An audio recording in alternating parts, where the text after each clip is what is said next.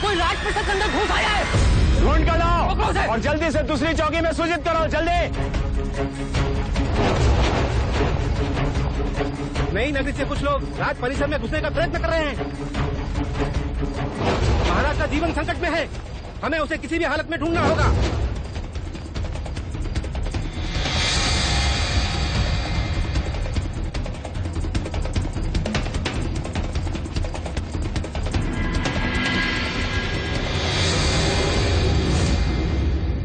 महाराज, नगरकोट की भित्ति फांदकर कोई शत्रु घुस आया है। वो शत्रु नहीं, आप ही की प्रजा है महाराज। गांव तो छीन लिया, अब सांसें भी छीनना चाहते हैं आप। क्या बोल रहे हो तुम? मैंने लोगों को गांव से दूर किया ताकि रोगियों को चिकित्सा मिले, गरीबों को रोटी मिले, किसी को किसी बात की कमी ना हो। जितना छीना है उससे अधिक देने का प्रयत्न किया मैंने। और सच्चाई तो ये है महाराज, वहाँ अन्न का एक दाना तक नहीं है, भूखा लोग मर रहे हैं वहाँ।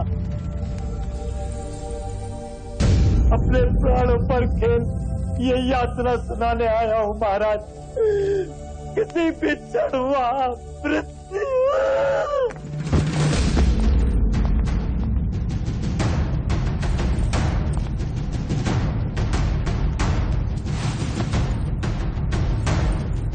क्या हुआ इसे?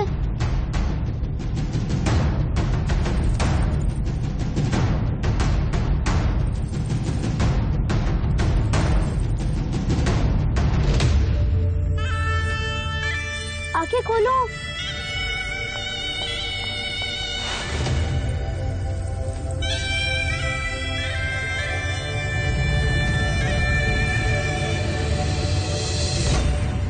ये उठ क्यों नहीं रहा है?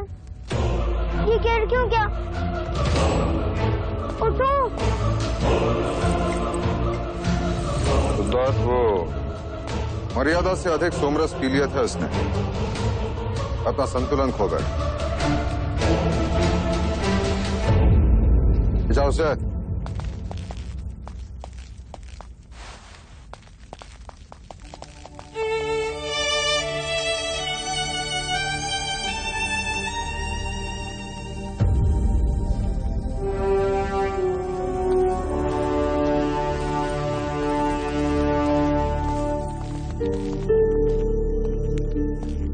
माँ, ये सोमरस क्या होता है?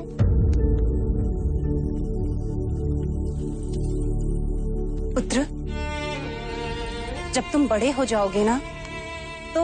माँ, हर बात को समझने के लिए बड़ा होना आवश्यक है। हर प्रश्न को आयु के अनुसार ही समझा जाता है। जब हर प्रश्न का उत्तर बड़े होने के पश्चात ही मिलना है, तो इस आयु में मुझे ये प्रश्न क्यों आते हैं माँ?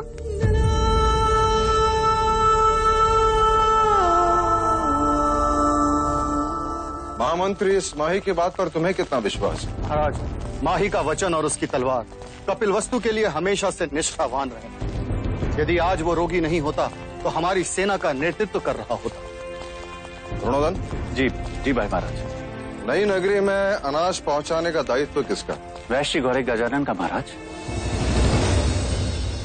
ये वही वैश्य है जो उस दिन न्याय सभा में असत्य बोलते पकड़ा गया था?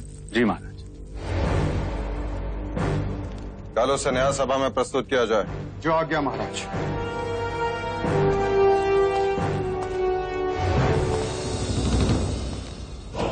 नहीं भाई महाराज, वैश्य गौरी गजानन कल न्याय सभा में प्रस्तुत नहीं होगा। मुझे तो लगता है गौरी, जैसे ही तुम न्याय सभा पहुंचोगे बंदी बना लिए जाओगे। लेकिन क्यों?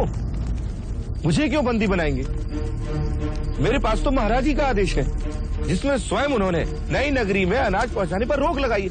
ऐसी मूर्खों जैसी बातें करते हो गौरी। अगर वो आदेश देते तो क्यों तुम पर क्रोधित होते? क्यों तुम्हें न्याय सभा में बुलाते? सोच गौरी सोच। मेरे भाई, मुझे तो कपट लगता है। एक बार बंदी बना लिए गए तो बस गए। तो मैं क्या करूं? मेरी बात मान तो भाग जा यहाँ से और ढूंढ उस सैनिक को जिसने महाराज का वो आदेश पत्र तुझे दिया था। सोच मत गौरी, भाग जा।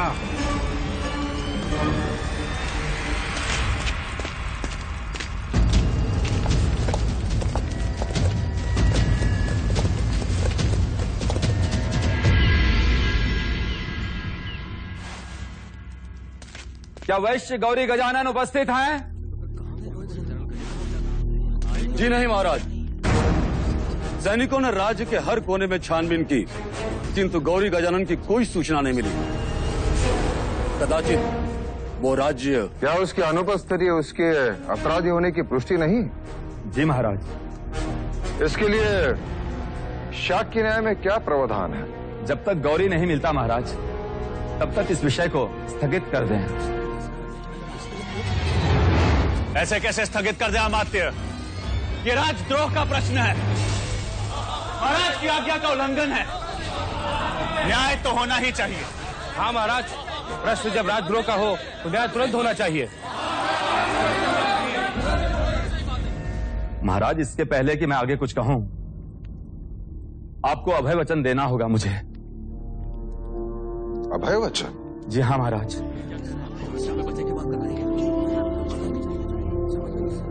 मैं तुम्हें अभय वचन देता हूं अमात्य। महाराज, नई नगरी में अन्न पहुंचाना राज्य का उत्तरदायित्व था और इस कार्य के लिए गौरी को नियुक्त किया था। वो असफल रहा और कोई नहीं जानता कि इस समय वो कहाँ है।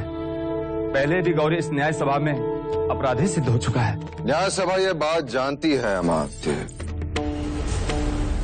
तो महाराज, अब उसके अपराध का उत्तरदायित्व उसी का बनता है जिसने गौरी का उत्तरदायित्व लिया है। क्षमा करें महाराज, पर न्याय शास्त्र यही कहता है।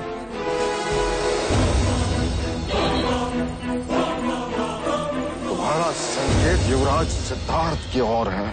भाई महाराज, आप क्रोधित ना हो और इसे क्षमा कर दीजिए। भाई महाराज, कदाचित अमात्य ठीक कह रहा है। हमें इस न्याय को स्थगित कर देना चाहिए। नहीं द्रोणोदन, न्याय होगा, अवश्य होगा। परंतु भाई महाराज, युवराज सिद्धार्थ तो बालक हैं। वो कैसे गौरी के अपराध के उत्तरदायी हुए? उत्तरदायित्व लेने वाले को कल दंड गृह में प्रस्तुत किया जाए। न्याय वही होगा।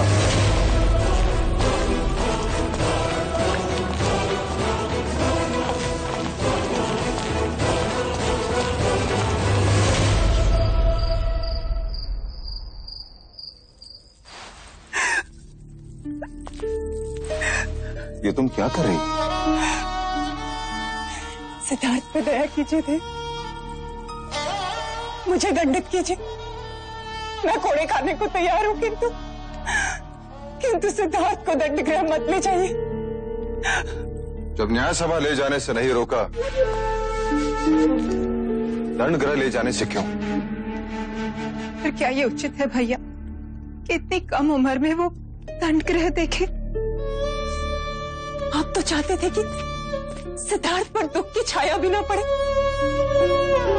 जब नई नगरी के निर्माण के लिए आप प्रजा के प्रति निष्ठुर हुए, तो मैं आपके पुत्र स्नेह को समझ सकती थी, किंतु आज आप अपने उसी पुत्र के प्रति निष्ठुर हो गए। तो अब यह स्नेह किसके प्रति? न्याय के प्रति। जीवन अंत तक सिद्धार्थ अब कभी न्याय नहीं करेगा। हाँ, और किसी का उत्तरदायित्व तो कभी ना लेगा। मैं चाहता हूं कि वो क्षत्रिय बने, सम्राट बने, अपने कुल का नाम उज्जवल करे। क्या राजा राम हमारे कुल के नहीं थे? क्या उनमें करुणा नहीं थी? क्या वह प्रजा वत्सल नहीं थे? क्या वह किसी सम्राट से कम थे? क्या वह क्षत्रिय नहीं थे? राम राज्य से बढ़कर और कोई उदाहरण है क्या देव? मैं पिता के साथ साथ एक राजा भी हूं। जब मैं न्यायासन पर बैठता हूं तब तो उतर जाइए ऐसे न्यायासन से। मैं शाक्य कुल की ऐसी शासन प्रणाली को नहीं मानती जहां एक निर्दोष को उसकी करुणा के लिए दंड दिया जा रहा है। 8 वर्षों में सुख के अतिरिक्त कुछ नहीं देखा। 8 कोड़ों में 8 जन्मों का दुख देख लेगा आपका भतीजा। उसने न्याय सभा के समक्ष गौरी का उत्तरदायित्व लिया था, पर वो अभी बालक ही है भैया।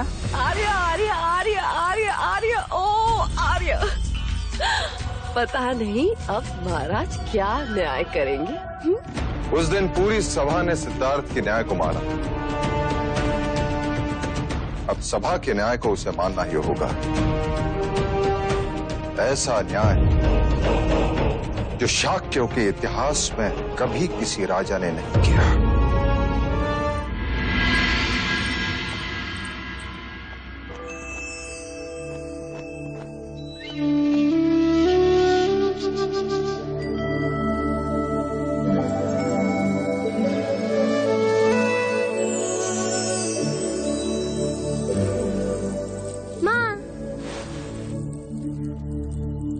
सुबह से ढूंढ रहा था तुम्हें और तुम यहाँ हो।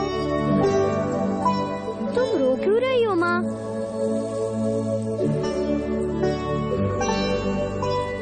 पिछली बार जब मैं गुरुकुल जा रहा था तब भी तुम रो रही थी। जब भी मैं कोई नई जगह जाता हूँ तब तुम रोने लग जाती हो। और लौशिका कह रही थी कि आज मैं दंडगृह जा रहा हूँ। महादेवी, हम युवराज को लेने आए। हाँ हाँ चलो। माँ मैं दंडगृह देख कर आता हूँ।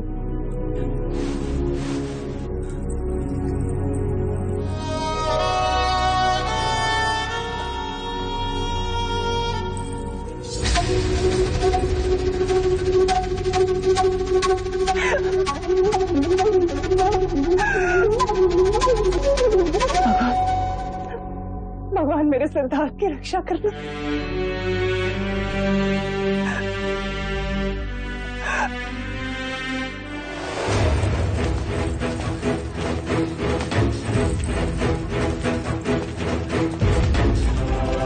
इतनी छोटी आयु और इतना बड़ा दंड।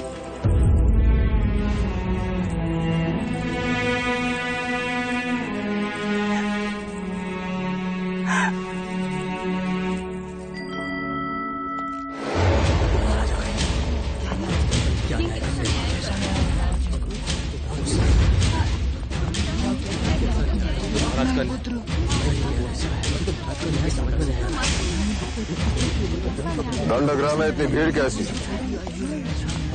महाराज, ये भीड़ न्याय की विनती के लिए है। कृपा कर आप अपने न्याय को स्थगित करते महाराज। हाँ भाई महाराज, मैं आकाश पाताल लेकर उस वैश्य गौरी को ढूंढ निकालूंगा। उत्तरदायित्व लेने वाले को उपस्थित किया जाए।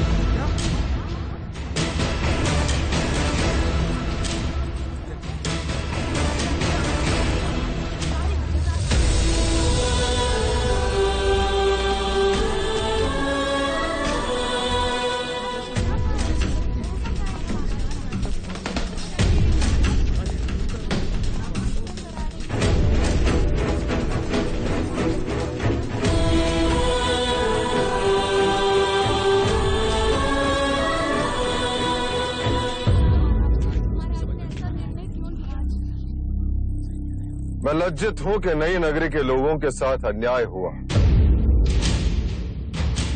अन्न पहुंचाना राजा का कर्तव्य है और ये दायित्व मैंने गौरी को दिया था। उसने दोबारा अपराध किया तो उसका उत्तरदायित्व लेने वाला उसके दंड का अधिकारी है।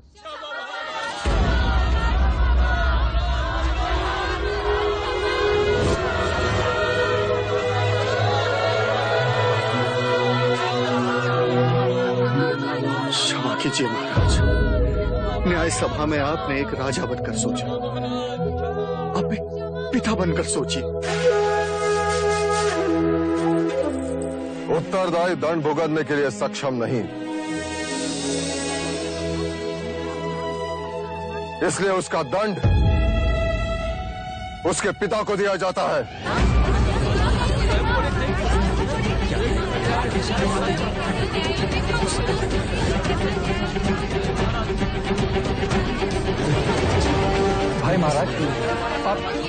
बच्चे क्या कह रहे हैं? दंड देना राजा का धर्म था और दंड भुगतना पिता का धर्म है। परंतु महाराज, इसका युवराज सिद्धार्थ पर क्या असर पड़ेगा? मेरे पुत्र को यह ज्ञात हो जाएगा कि बिना सोचे समझे झूठे मनुष्य का उत्तरदायित्व लेना भी अपराध है। करुणा से राज्य नहीं चलते। महाराज, उठाओ कोड़ा, मैं तैयार हूं।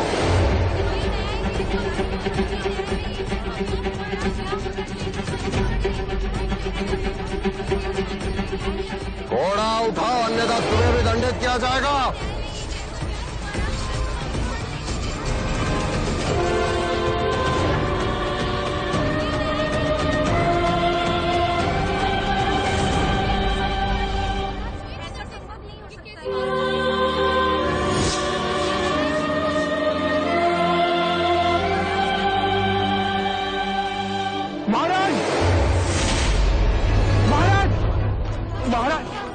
महाराज, गौरी, क्षमा महाराज। देखते क्या हो, बंदी बना लो इसे। क्षमा महाराज, महाराज क्षमा। नए नगरी में अन्न पहुंचाने का दायित्व तुम्हारा था या नहीं गौरी? था महाराज। तो आज्ञा का पालन क्यों नहीं हुआ? क्योंकि महाराज वो भी तो आप ही का आदेश था। क्या?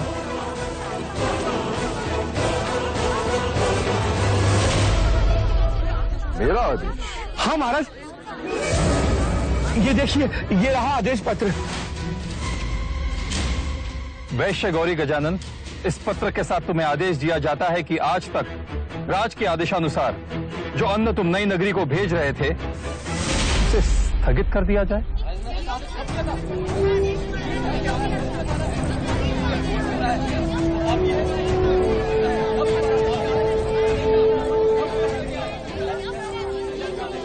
ये पत्र खोटा है।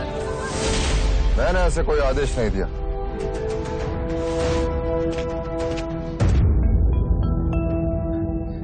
जी महाराज, ये आदेश पत्र खोटा है। परंतु इसका प्रमाण क्या है? इस पर तो राज की मोहर लगी हुई है। मुहर लगाने वाले से एक भूल हो गई है। लोहे की नकली मुहर लगाने के फलस्वरूप इसके सतह पे उभरी हुई हाथी की चित्र खुरदुरी, जो कि असली सोने के मुहर से नहीं होती। ये पत्र तुम तक किसने पहुंचाया? राज्य के एक सैनिक ने महाराज। कहाँ है वो सैनिक? महाराज, मैं उसी को ढूंढ रहा था। स्वयं को निर्दोष प्रमाणित करने का बस वही एकमात्र प्रमाण था महाराज, पर वो अभी तक मिला ही नहीं। तुम न्याय व्यवस्था को भ्रमित कर रहे हो गौरी। क्षमा महाराज, क्षमा। मैं दंड भुगतने को तैयार हूँ महाराज। शाक्य न्याय प्रणाली के अनुसार तुम्हारे पास केवल दो ही पर्याय हैं। एक तो कोड़े, अन्यथा नगर निकाला। महाराज, मैं नगर छोड़ दूंगा, और जाने से पहले मैं एक बार युवराज सिद्धार्थ से मिलना चाहता हूँ।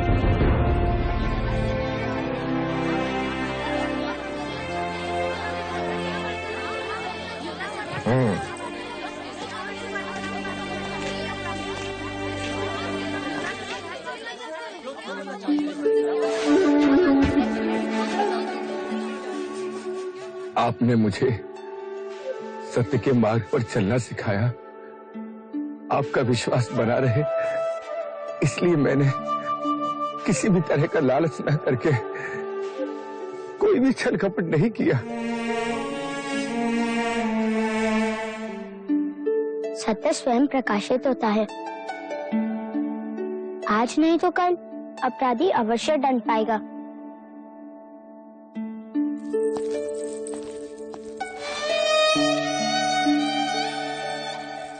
बोलो युवराज सिद्धार्थ की जय! युवराज सिद्धार्थ की जय! युवराज सिद्धार्थ की जय! युवराज सिद्धार्थ की जय! युवराज सिद्धार्थ की जय! युवराज सिद्धार्थ की जय! युवराज सिद्धार्थ की जय! युवराज सिद्धार्थ की जय!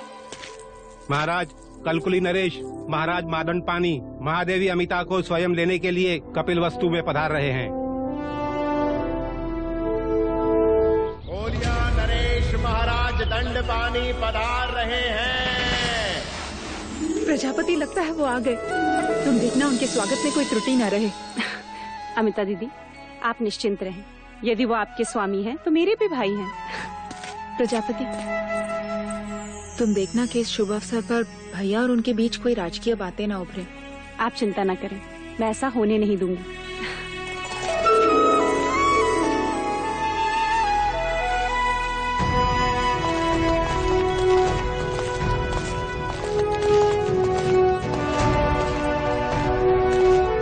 कपिलवस्तु में कोलिया नरेश महाराज दंडपानी के आगमन से हमारा अभिमान और बढ़ गया है।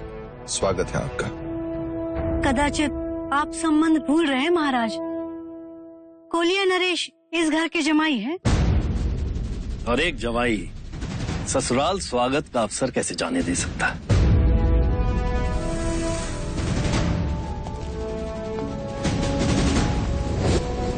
महाराज दंडपानी जमाई होने का लाभ उठा रहे हैं। आपसे अपने चरण धुलवाना चाहते हैं। तशला लाइए। चरण प्रक्षालन के बाद ही जमाई भीतर कदम रखेंगे।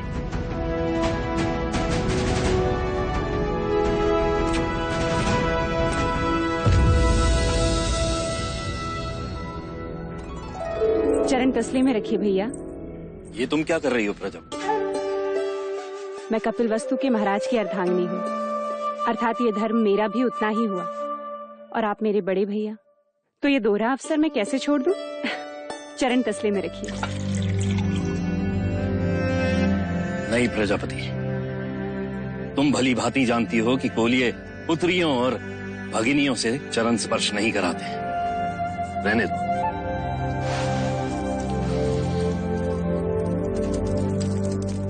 कपिलवस्तु में आपका स्वागत है भैया।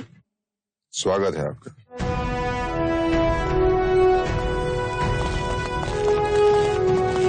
जैसे समाज को सही मार्गदर्शन देना ब्राह्मण का कर्तव्य है, वैसे ही समाज की रक्षा करना क्षत्रिय का कर्तव्य है। और क्षत्रिय बिना शस्त्र के अधूरा है। शस्त्र हमें सुरक्षा प्रदान करते हैं और इन शस्त्रों का ज्ञान देने आए हैं राजा अमितोदन।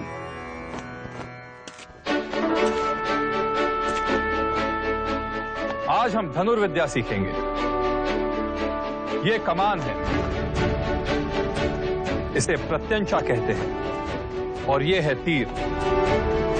इस तीर को इस कमान पर रख लक्ष्य निश्चित कर इस तरह प्रत्यंचा को खींच छोड़ते हैं।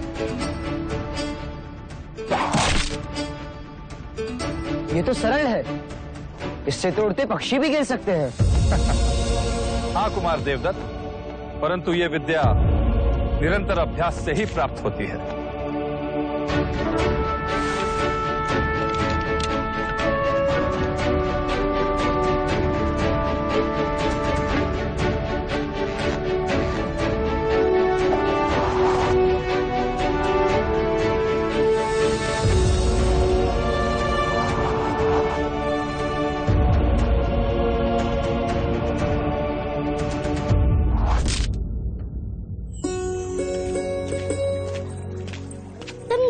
की तरह शस्त्रों का अभ्यास क्यों नहीं करते? मुझे शस्त्र अच्छे नहीं लगते और अश्व, मुझे सारे प्राणी बहुत अच्छे लगते हैं। अरे वाह, कितने सुंदर पुष्प है ये। तुम इतने सारे पुष्प का क्या करोगी? मैं इन्हें देवता ले जाऊंगी। हमारे यहाँ ऐसे सुंदर पुष्प नहीं होते।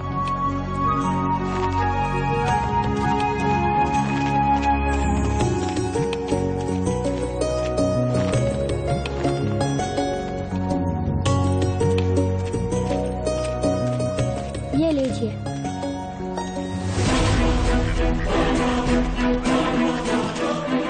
तो घायल है।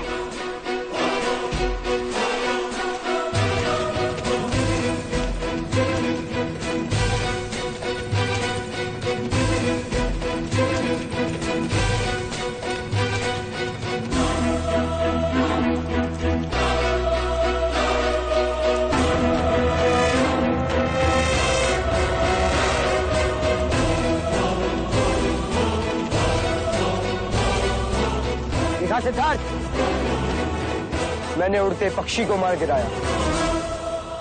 ले लो, मैं राजा अमितोदन को दिखाऊंगा।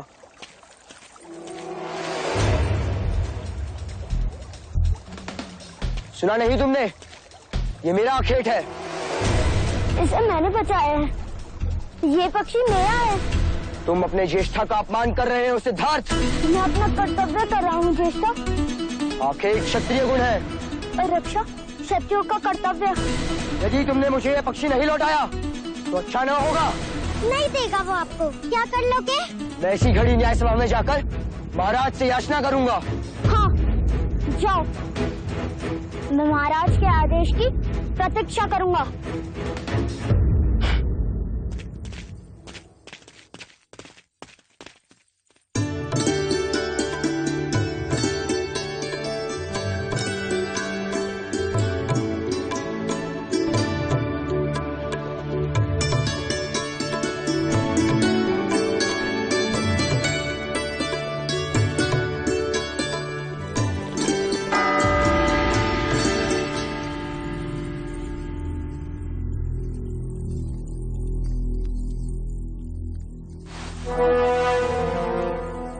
द्रोणोदन, ये न्याय घंट किसने बजाया? मैंने महाराज।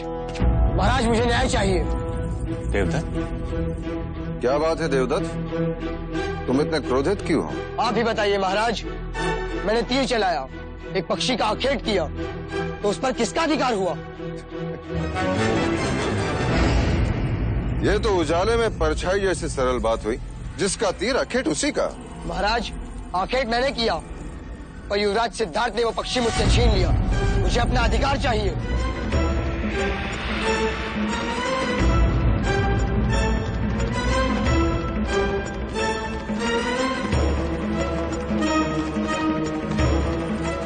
ये न्याय मांगने का उचित समय नहीं है देवता। उचित समय कब है? न्याय के लिए न्याय सभा होती है। अब जाओ यहाँ से। क्रोधित क्यों होते हो अनुज? बच्चों की हठ और जिज्ञासा दोनों पर ही ध्यान देना चाहिए। क्यों महाराज शुद्धोदन? उचित कहा ना? आप जैसे गुणीजन अनुचित कैसे कह सकते? जब देवदत्त ने न्याय घंट बजा ही दिया है तो उसे न्याय भी अवश्य मिलना चाहिए। महाराज, महादेवी अचानक अस्वस्थ हो गई है।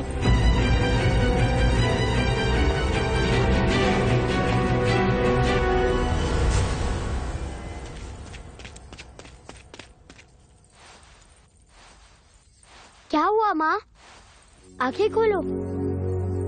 क्या हुआ इन्हें? सुबह प्रार्थना करते समय अपना संतुलन खो बैठी और गिर गई। माँ, क्या आपने भी माही जैसे सोमरस पान किया था जो गिर गए?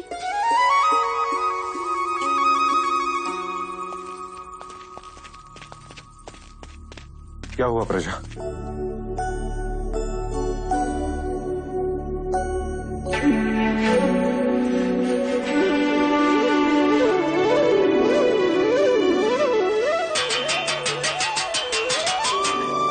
समाचार है भैया। इस बुआ को एक और अवसर मिलेगा नामकरण संस्कार में आने का। महादेवी माँ बनने वाली है। बधाई हो प्रजापति, बधाई हो महाराज शुद्धोदन, बधाई हो। बधाई हो भाई महाराज। अनुज, कुल गुरु से शुभ मुहूर्त निकालकर ये समाचार कपिल वस्तु में पहुंचा दो। उत्सव का आगमन होने वाला है, कोई कमी नहीं होनी चाहिए। हाँ महाराज, अब कपिल वस्तु को कोई चिंता ही नहीं रही।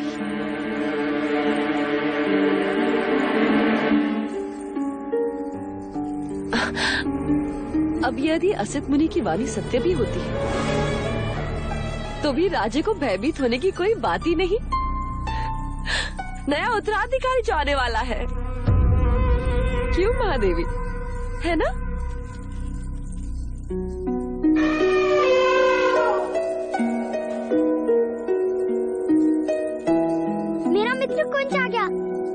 चलिए मैं आपको उससे मिलवाता हूँ। अरे अभिनंदन। अरे चलिए। वैसे सत्य कहा है आपने। सिद्धार्थ को एक और भाई मिल जाएगा लड़ने के लिए। लड़ने के लिए? ये कैसी अशुभ बातें कर रहे हैं आप भी? जो देख कर आ रहा हूं वही कह रहा हूं अमिता। कुमार देवदत्त ने आज ही युवराज के विरुद्ध न्याय याचना की है।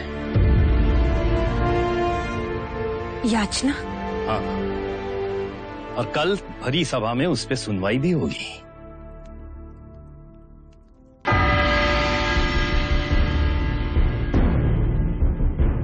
कहो कुमार देवदत्त, आप दरबार से क्या न्याय चाहते हैं?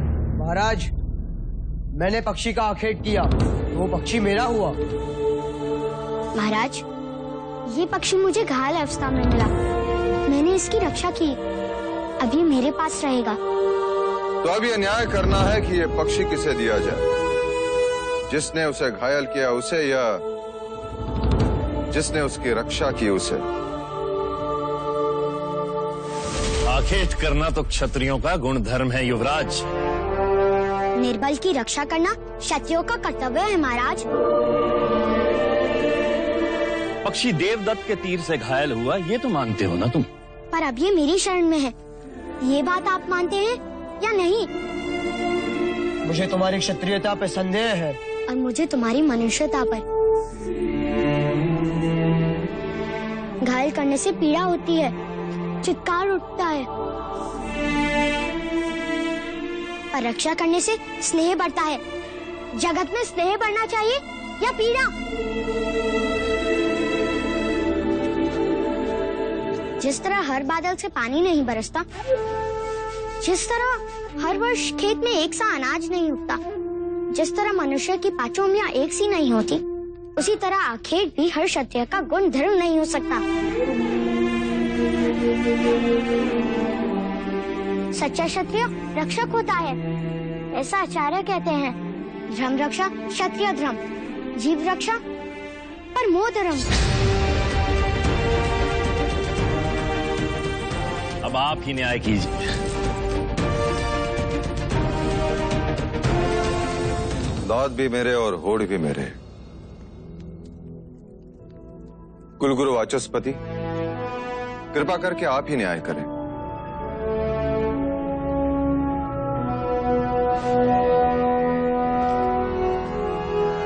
राजन, प्रश्न ये है कि इस पक्षी पर अधिकार किसका है?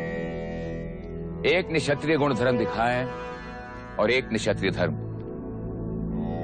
मैं भी असमर्थ हूं राजन। अब ये न्याय तो स्वयं पक्षी ही कर सकता है।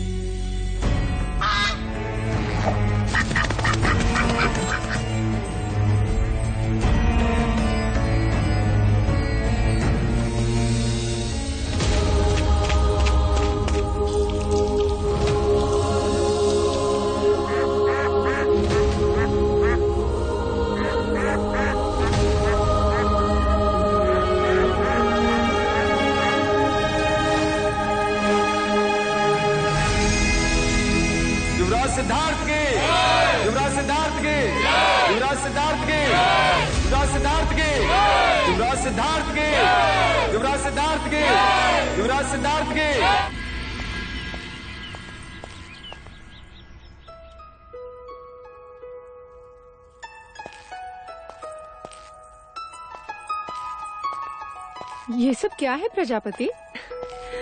मायके से जा रही हो अमिता दीदी, इतना प्रेम तो साथ जाएगा ही जाएगा। मैं तो कहती हूँ इस बार तुम भी हमारे साथ देवदार चली चलो, वर्षों से तुम नहीं आई हो वहाँ। बस एक बार युवराज बड़े हो जाए, फिर निश्चिंत होकर आ जा सकूंगी। इतने सारे केले देवदार तक जाएगा ये? इसे भूख लगे और रास्ते में कुछ ना मिले तो? मित्र होने के नाते मेरा भी तो कर्तव्य है कि मैं इसका ध्यान रखूं। मैं भी तो तुम्हारी मित्र हूँ। तुम मेरे लिए कुछ नहीं लाए? वाह, इतने सारे पुष्प ये तुम लाए? नहीं, मैं लाया हूँ। देवदत्त तुम? हाँ, तुम्हें ये पुष्प बहुत पसंद है ना? हाँ, बहुत। वैसे अब पता नहीं फिर कब मिलना हो। बहुत जल्द। ये बुआ नामकरण के समय तो आएगी ही। और कह देती हूँ, आने वाले युवराज का नाम ये बुआ अपने पसंद से ही रखेगी। यशोधरा, सिद्धार्थ कहाँ है? पता नहीं, मैं भी उससे ही ढूंढ रही हूँ। सिद्धार्थ, सिद्धार्थ! ये देखो, कुंज ने देख लिया सिद्धार्थ को। कहाँ थे तुम? तुम्हारे लिए भेंट लाने गया था। कहाँ है? दो।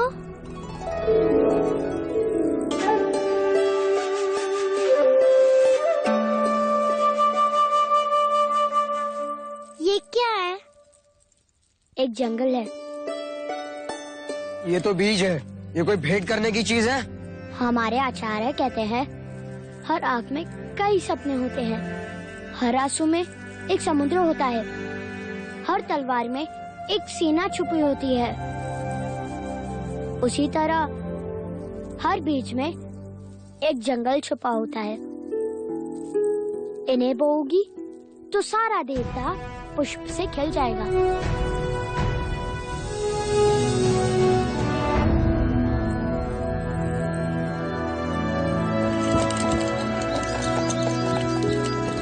तुम्हारी याद आएगी।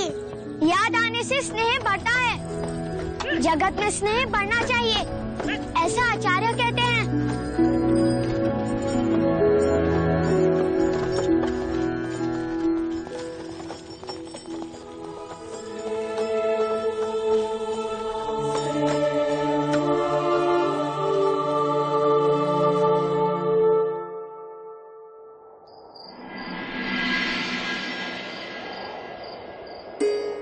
महादेवी, आपकी औषधि का समय हो गया है।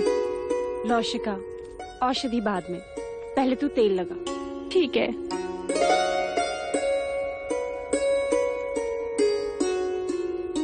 महादेवी, शुभ समाचार सुनकर मन प्रसन्न हो गया है, मानो पंख लग गए हो। हट। ऐसा लग रहा है जैसे मैं हवा के साथ दौड़ रही हूँ। परसों बाद इस परिषद में लोरियां गूंजेगी, किलकारियां सुनाई देगी, है ना? हाँ। पर एक बात समझ में नहीं आई महादेवी। वो क्या मंगला दीदी? जरा वहां तो देखो, उस कोने में वो मूर्ति। वो राम की मूर्ति महादेवी माया लाई थी। अच्छा। अब जरा वहां तो देखो, वो कोने में वो कृष्ण की मूर्ति मैं लाई थी। अब जरा दोनों मूर्ति को एक ही समय एक साथ देखो तो।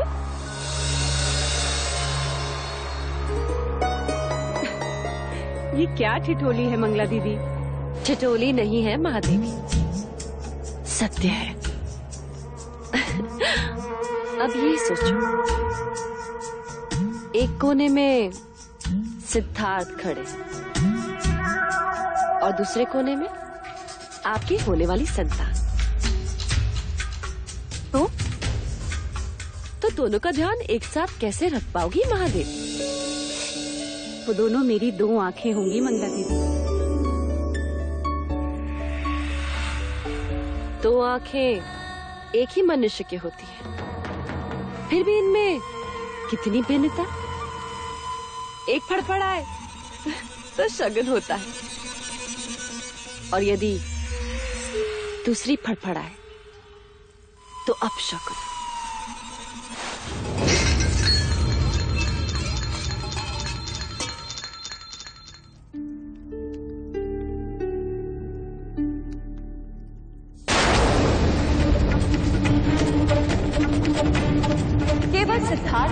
करोगे तो अपनी संतान के साथ अन्याय करोगे